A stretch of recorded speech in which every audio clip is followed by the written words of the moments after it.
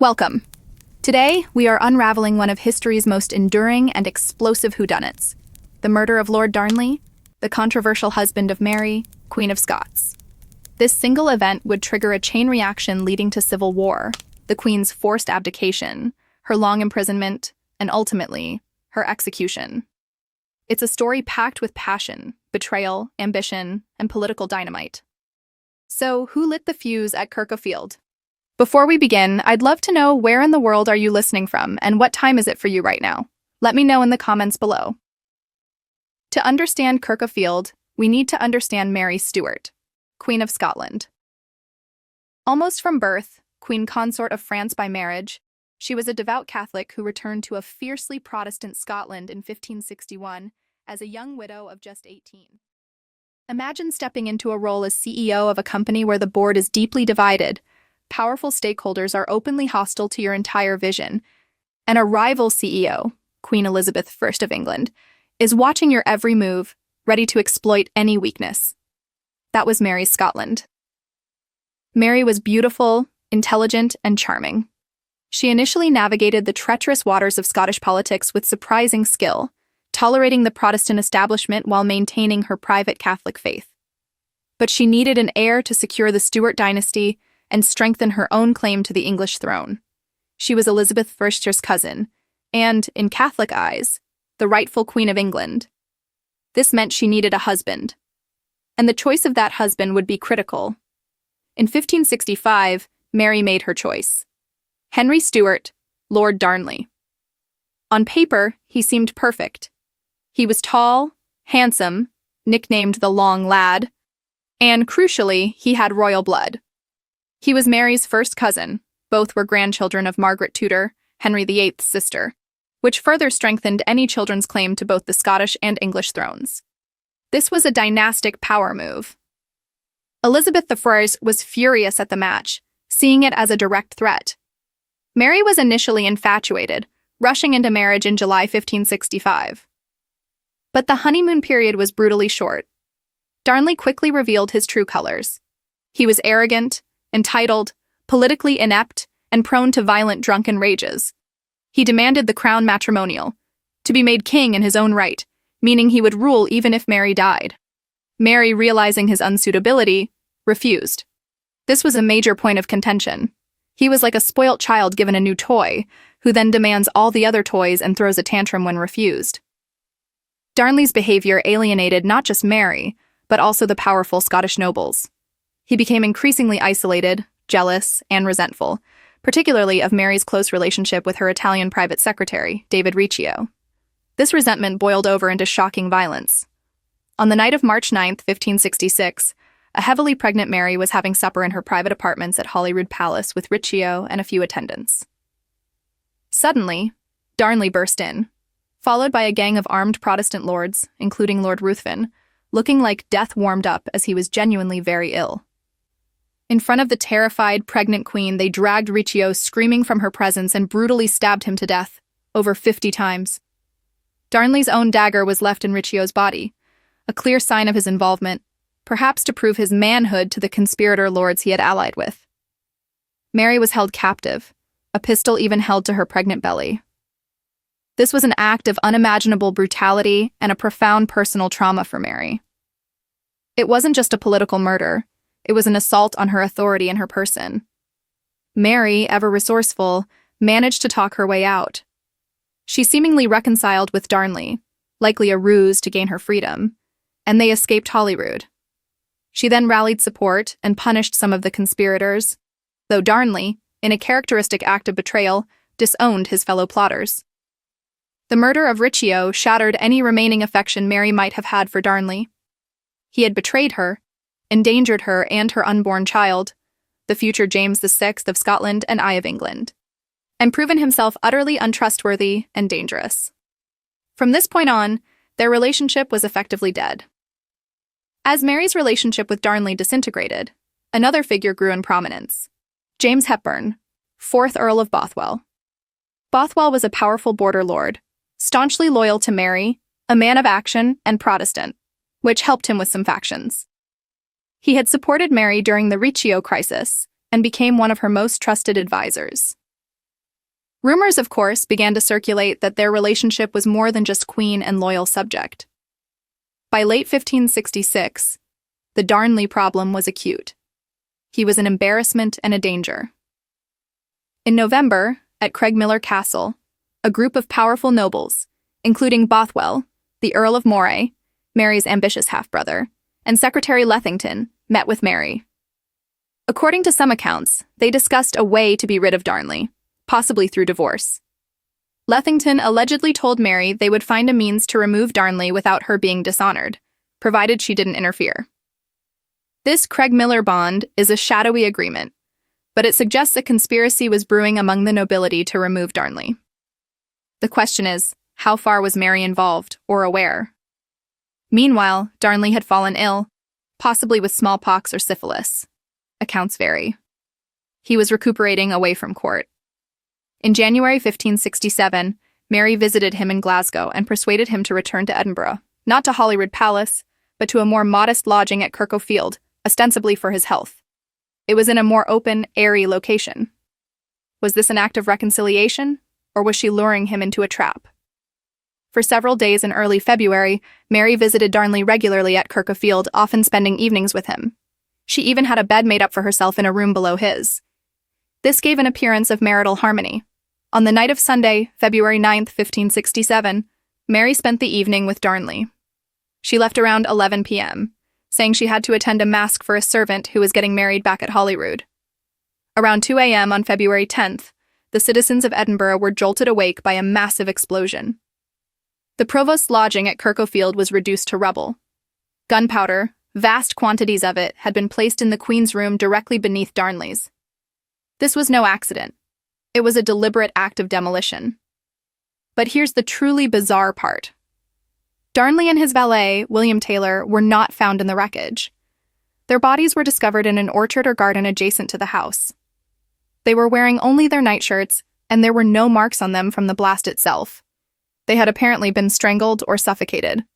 This suggests they somehow escaped the house before the explosion, only to be caught and killed in the garden.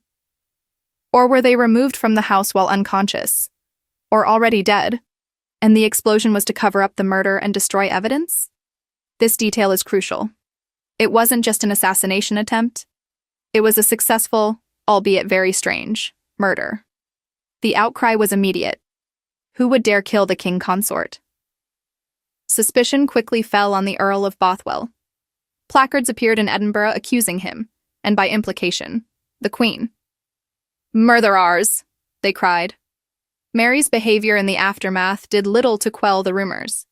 She seemed slow to investigate, and her public grief was considered by many to be unconvincing. Darnley's father, the Earl of Lennox, loudly demanded justice for his son. Under pressure, Mary agreed to put Bothwell on trial. But the trial, held in April 1567, was widely seen as a sham. Bothwell arrived with a large armed retinue, intimidating potential witnesses. Lennox was prevented from presenting his evidence effectively. Unsurprisingly, Bothwell was acquitted. It was like a modern trial where the chief suspect controls the courthouse and the jury. The verdict satisfied no one and only deepened suspicions of Bothwell's guilt and Mary's complicity.